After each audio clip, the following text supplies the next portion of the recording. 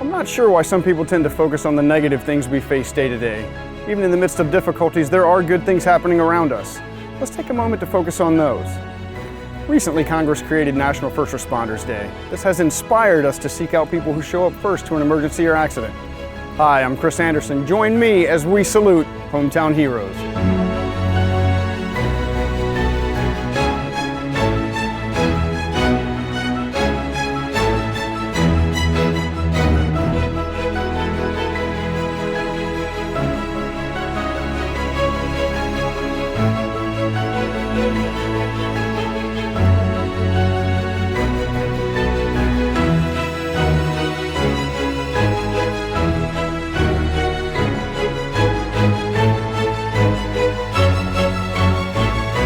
This episode of Hometown Heroes is brought to you by Hardee's. Today we're strolling Norfolk's Cannonball Trail. Here we have the Freemason Street Baptist Church. You know, its architect is the same one who designed the Capitol Dome in Washington, D.C. Across the street we have the Moses Myers House, and we have the Norfolk Police and Fire Rescue Museum. Here is where you can witness the history of the city's first responders over hundreds of years. Vernon Simmons and Wayne Burton are both retired city officers, and now they volunteer here at the museum. We're doing our best to keep the museum open for the preservation of our history so that the citizens and the department themselves understands how important it is to keep it open. The museum itself is our love, it's our passion, that's why we do it.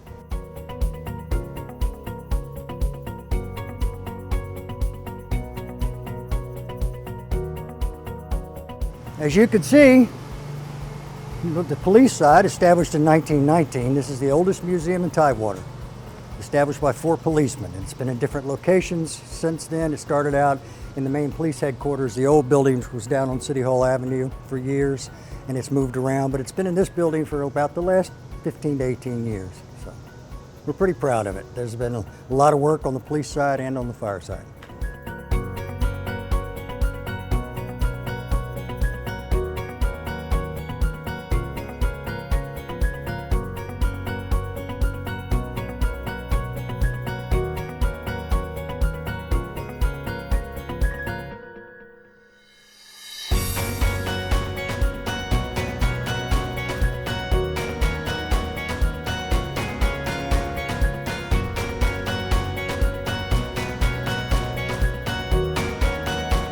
I think the Chief John Woods, killed in the line of duty in 1946, and in his history, he integrated the police department. He hired the first blacks, the first females, started the first training.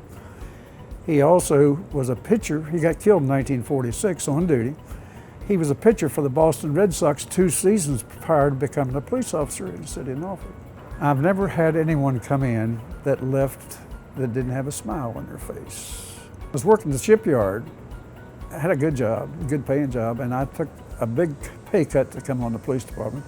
Best decision I ever made.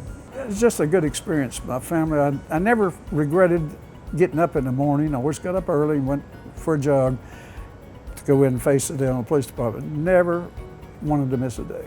My father was a police officer in the city of Norfolk for almost 40 years, and he was and still is my hero. The only 2 things I ever wanted to do in life was be in the military or be a police officer. Well, as soon as I came out of the Corps, I knew what I wanted to do with my life. I wanted to be a policeman. And I had to wait around because the city of Norfolk had a hiring freeze at that time. And I went to work for the Virginia State Port Authority Police and the Norfolk Sheriff's Office, waiting, and then finally the Norfolk opened up, and 38 years later, I absolutely loved my career. Those who do not pay attention to their history, to me, are walking around blind and missing things. There's so much history in Tidewater.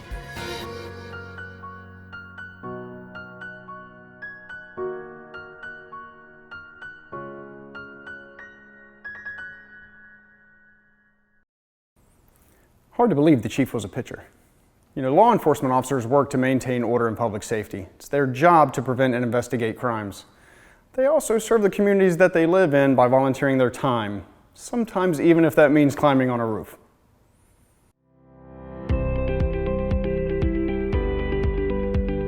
All for Special Olympics.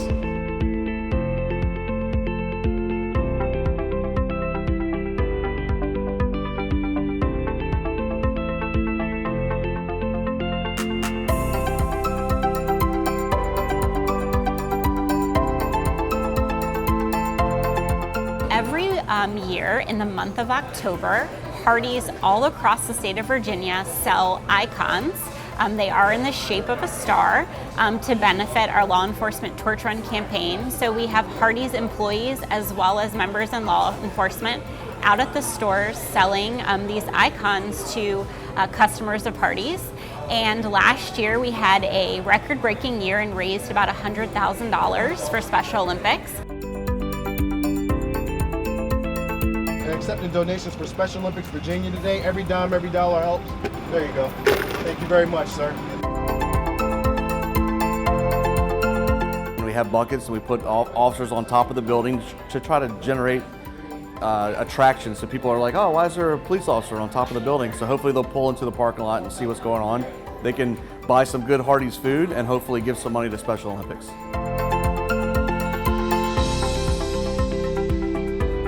Very much. Thank you so much, sir. So much. I definitely appreciate it. We have such a wonderful partnership with Body Knoll and Hardee's. So as a Special Olympics staff member, I wanted to be out here today to thank these great employees for having us on site and really the amazing law enforcement partners that are braving the heat and collecting donations for this great cause.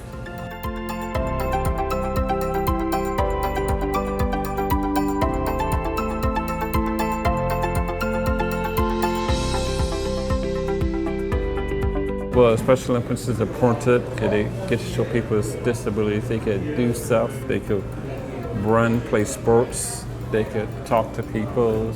Just so we could do stuff that's like a normal person.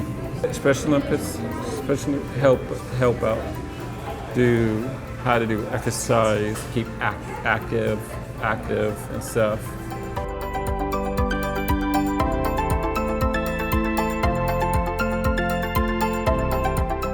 When we come out and we donate the hours, everything that we get are for our athletes. It's for our athletes, so not only can they, from everything from the events that they get opportunity to do to their well-being checks, not only are they going to have an opportunity to play well, but they're going to feel well while they're doing it. So everything that we do, rain or shine, whatever it is, it's all for our athletes and building that amazing community so that Special Olympics can continue to be a forefront into the future. We're just getting started with our salute to hometown heroes. We'll have more in just a moment. Stay with us.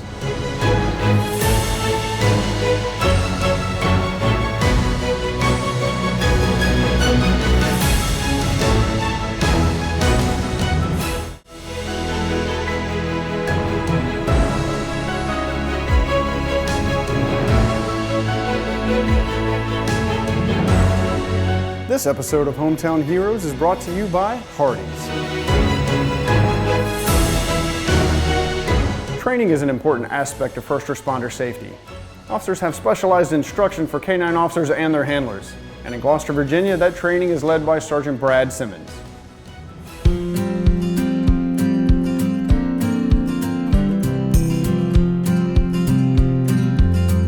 I'm Brad Simmons. I'm with the Gloucester County Sheriff's Office and I'm a sergeant. I'm responsible for all the training of our law enforcement officers and our corrections officers to maintain their required training to maintain their certifications. I'm also in charge of our tactical team we call the Special Operations Unit. I'm in charge of our K-9 unit. I'm in charge of our bike team and I'm one of the leadership of our traffic control unit. He's probably the most important person in this office and that's including me. I think he's more important than I am here. The reason I say that is because he saves us so much money in training, because without him, we're having to try to get someone to have the level of expertise that he has, which would take years to do. When I took office in 2012, I saw that we had a need. The whole idea of a patrol dog is it's a force multiplier. So it can find someone in the woods a lot faster than 10 people wandering around in the woods. It can find drugs where we may not find them because we can't detect it with our noses. Frequently, we were having to rely on outside agencies for a canine response, whether it be to search for drugs, to run a track, to search a building, etc. So we applied to a grant corporation called K9 for Cops. They're headquartered out of Texas. And they donate dogs to law enforcement agencies that don't have dogs. Today we have our Bloodhound, and our Bloodhound is scent specific. He can track one individual person. So we'll have that person go what we call lay a track, or go wander through the woods and end up somewhere. And then we'll have the bloodhound track him. And if the bloodhound does what he's supposed to do, he should track him right to where he ends up and find him. I have his handler, Master Deputy Lutz, and I'll let Master Deputy Lutz introduce our person who's being tracked. This is our intern, affectionately known as the intern. We're going to simulate that we have a lost person that maybe has some type of disability, that it's time critical that we find them. And when we do tracking exercises, we try to have the dog track against a multitude of surfaces. So we'll start in the woods, go across the pavement or concrete, go into grass, and we'll finish it up where they're on concrete, sitting on the steps and waiting to be found. So he has that gauze pad, which is basically the scent of saying, okay, I got a lost person, smell this piece of clothing. So he lets the dog go and says, okay, let's go find it.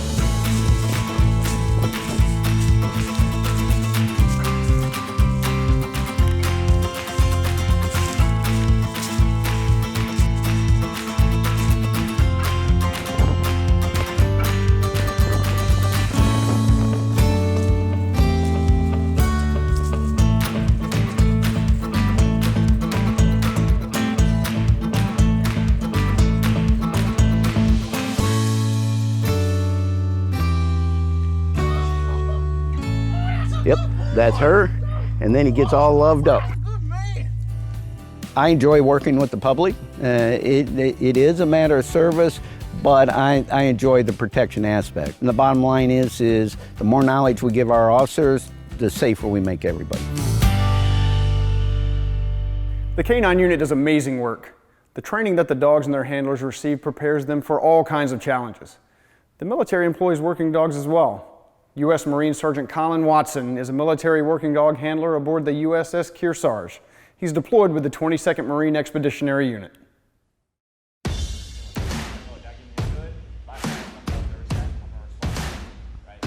Being a military working dog handler, in my opinion, is probably the best job in the Marine Corps. When I wake up in the morning, the first thing I gotta do is I gotta play with the dog. So it's a good feeling knowing that, hey, no matter what that day is gonna throw at you, as long as I have my pal next to me, yeah, I can get through anything. Recently just deployed with the 22nd MEU. We come on that ship as an enabler. We're here to do our job and to do our job well.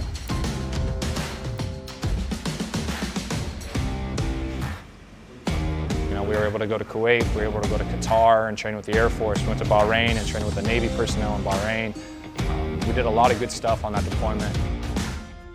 Our sole purpose is to get deployed and to provide that safety net. No matter what, you can rely on us. We've come a long way from the days of throwing fire grenades to put out fires. Firefighters are extraordinary. They're running into burning structures while everyone else is trying to get out. The flying squad shows us how they get it done.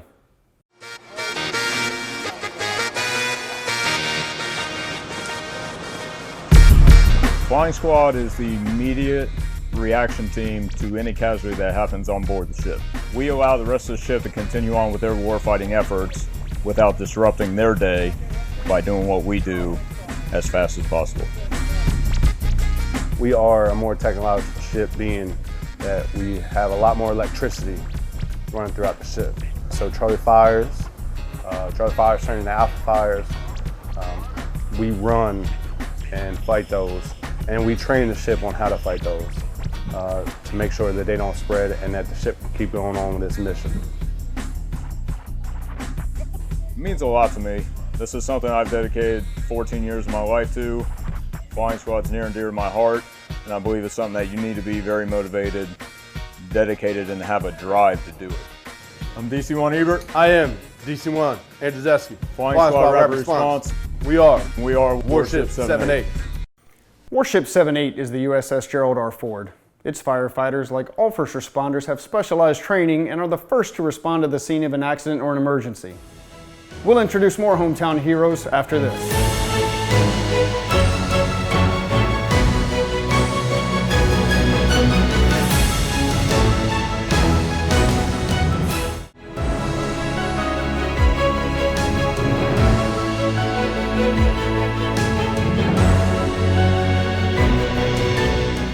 This episode of Hometown Heroes is brought to you by Hardee's.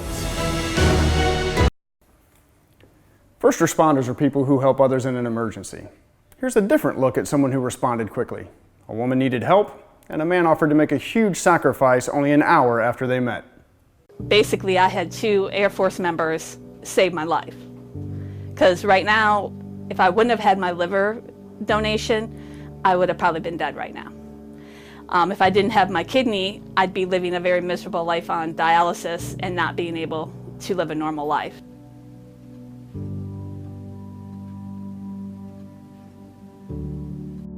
I have what's called polycystic kidney disease. It's a hereditary disease that runs on my mom's side of the family. It means mini cysts on the kidneys. So what happens is cysts grow on your kidneys to the point it eats away your kidney tissue until your kidneys don't function anymore. It also affects your liver, and in women it also affects their ovaries and brain tissue.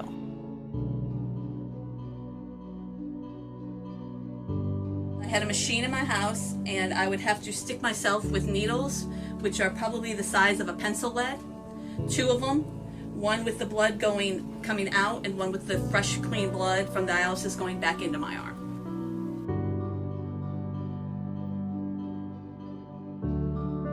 I was working with Dan.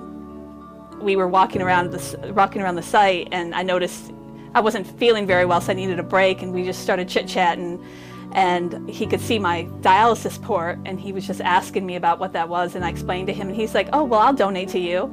And I had only met him an hour ago, and I'm like, there's just no way this man is going to donate to me. He just met me.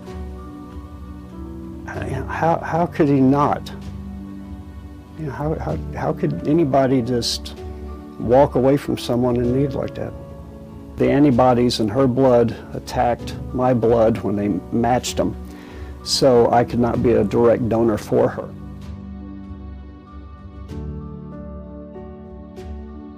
There's a program now called Paired Kidney Exchange. So 6 donors, 6 recipients. The typical time for a match is 11 months. 6 hours and 45 minutes later came the phone call, we had been matched. So it's pretty apparent that that was absolutely meant to be.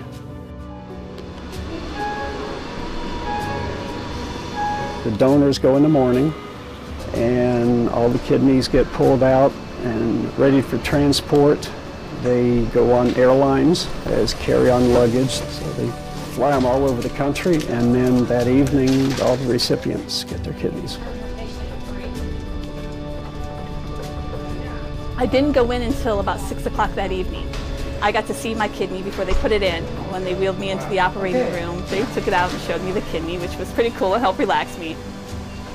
So it was 6 hours of basic surgery and then pre-op. And by the next morning, I was in a regular recovery room. I'm a single mother with an 11-year-old son, so being on dialysis for so long really took up a lot of my time, took away from being a good mother, took away from working in my career and being able to provide for my son. So getting that donor was it was a miracle. My life has been given back to me because of 2 members of this community, and I will forever be grateful to both of them for the rest of my life. Sometimes people transform a tragedy to help. Others choose love over hate. Cabana Black did just that at Langley's Summer Youth Program. I'm super excited. It's another day. Today, the theme is love is in everything. Everybody say love is in everything. Love is in everything. Love over hate will make us great. My point of it is to make sure that all human beings understand when you love yourself, you can't hate yourself. And when you don't hate yourself, you won't hate nobody else. Today, we're going to talk about love in our home. Our first home is ourselves. Our second home is where we live. 2 years ago, unfortunately, a friend of mine passed and he took his life. And I decided that I wanted to do something different. I wanted to bring change. I wanted to make sure every human being, from the youngest to the oldest, understood loving yourself is so important. We have several camps and several people come in throughout the summertime to offer programs to our kids. Sometimes you get a heavy response. Sometimes they're like, nah, I don't want to do that. I'd rather play video games. But it seems like every time Cabana comes to this facility, All he has to do is walk down the hallway. Kids are immediately intrigued, like, what are you getting ready to do? And just like that, he had a full camp this week by just walking in the door, didn't have to do any sign-ups. They just followed him. He's a really nice teacher. He's very silly. He has a lot of jokes. He makes us all feel like we're all friends here or family. My favorite thing about coming here is that I get to learn how to treat other people more and how to help people out and just to have fun. Each day we look in the mirror and we either say something that we like about us or we say things to ourselves in the mirror. I tell the kids the I am attitude. Get in the mirror and say, I am great. I am strong, I am bold, I am beautiful, speaking to yourself. So if you fill yourself up with positive things and you declare that thing, then when you go outside, it's almost like the atmosphere has to, submit to you. So there's this thing called cliques, and a clique is where you sit by your best friend every single day. So he picks different seats for you to sit with somebody different each day. We don't do cliques because we're all friends, right? So you can sit beside anybody. We don't do that. So it doesn't matter who you sit beside because it is great to meet someone new. Honestly, I think my favorite part is when we all sit on the carpet and we talk about things. It helps keep you relaxed and you're not hiding anything and you have somebody to talk to. It's like a guidance counselor at school. You have them to talk to. I think that in this society right now, love over hate is definitely needed. Not just love over hate for sexes and races and creeds and religion and gender. I mean, it covers all subjects. And I think if you catch them early, then they become to be more compassionate and more empathetic and aware. Love means no matter what you do to me, there's something inside of me that can still love you. I think it's easier actually to be upset and to get mad and to be hateful because it's like an anger that comes in you. I think it's harder to understand the concept of having patience and communicating and figuring out who a person is and then loving them for that and not judging them for it. We appreciate the dedication and service of our hometown heroes. And until next time, we leave you with a salute to the crew of the USS John C. Stennis and the 2nd Fleet, who recently left port due to a hurricane skirting the Atlantic coast.